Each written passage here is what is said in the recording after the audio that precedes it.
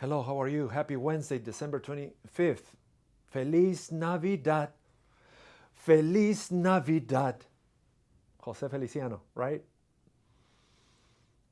Well, who cares about that? We're supposed to remember the death. Jesus never said, remember my birth. So cut it out. Jesus said, remember my death. So for every birth celebration, I want you to have 10 death celebrations of Jesus Christ and his resurrection. Christmas tree? Yes, it's okay, Christmas tree. Ellen White says every church should have a Christmas tree, but for the gifts, for the poor, not for you. The title for today is Theology from Above and from Below. And the scripture for today is John 8:23. But before I read the scripture of John 8:23, I want to tell you why I am happy today. I'm happy today. Oh my goodness, you don't know how happy I am. I am so happy that we finished the nominating committee last night. Boy, was it hard. It wasn't easy. You know, a nominating committee could become a strangulating committee. But not in my church. We do not do any character assassination. We have secret balloting. If you don't like the person who's voting, vote for the rival, whoever is running against that person. You don't have to say negative things about the person who you don't like, especially if none of those things have anything to do with the Ten Commandments. So I liked it, but it was fun. It was nice. It was long, but we finished last night. And tomorrow, Saturday, or actually in 2 days, we will have the first reading, and then 7 days later, the second reading, and 1/125, the beginning of the new officers with installation and ordination of new deacons and elders. That's church number 1. Church number 2, it's a different system. This is dedicated by the board, and they are the ones who do the nominating process. Let's go to the Bible, 8:23.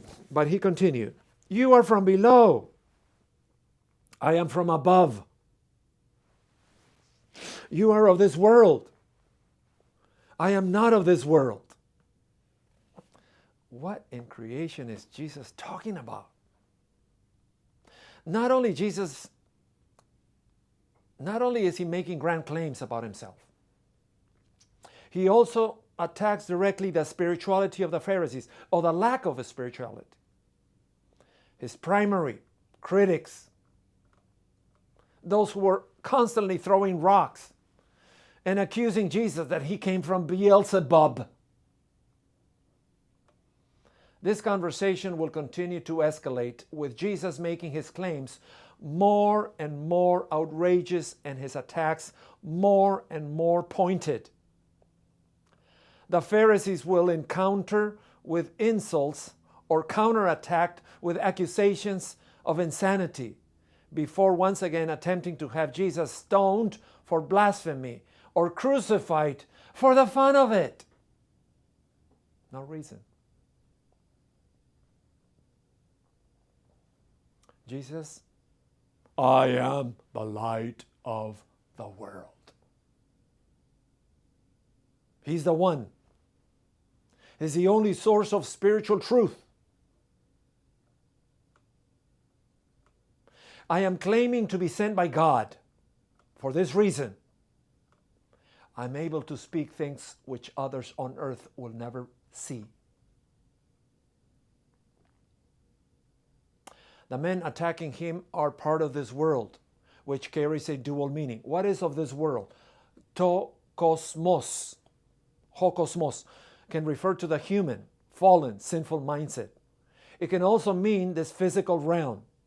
Both descriptions apply to men Jesus is debating, but primarily he means that this lowly place is where these men are from, where they were born. Jesus has his home in heaven, above, and is not bound by the sins and errors of the detractors from below. What a scripture. For we do not have a high priest who is unable to sympathize with our weaknesses. Whenever there's a double negative, there's a strong affirmative. But one who in every respect has been tempted as we are, yet without sin. I finish with a story. He's traveling through Galilee. And all of a sudden he comes to Cana. Remember Cana? Where he had turned water into wine? There was a government official in nearby Capernaum whose son was very sick. When he hears that Jesus has come from Judea to Galilee, he goes and begs Jesus, "Come to heal my son. He's about to die." Jesus replies, "You will never believe in me unless you see miraculous signs, unless you see somebody healed, unless you see Semayan wonders." The official pleads, "Lord, please come now before my little boy dies." Jesus says, "Go back. Your son will live." And the man believes and he starts going home. Well, the man goes home. He's going home. Some of his servants meet him. "Your son is alive. Your son is well." "Oh, he is?" "Yes." "When did it happen?" "Yesterday afternoon at 1 o'clock. His fever suddenly disappeared." And the father realized that it was at 1 o'clock that Jesus had told him, "Your son will live." And him and his entire household believed in Jesus Christ. This was the second miraculous sign that Jesus did in Galilee after coming from Judea. Merry Christmas again.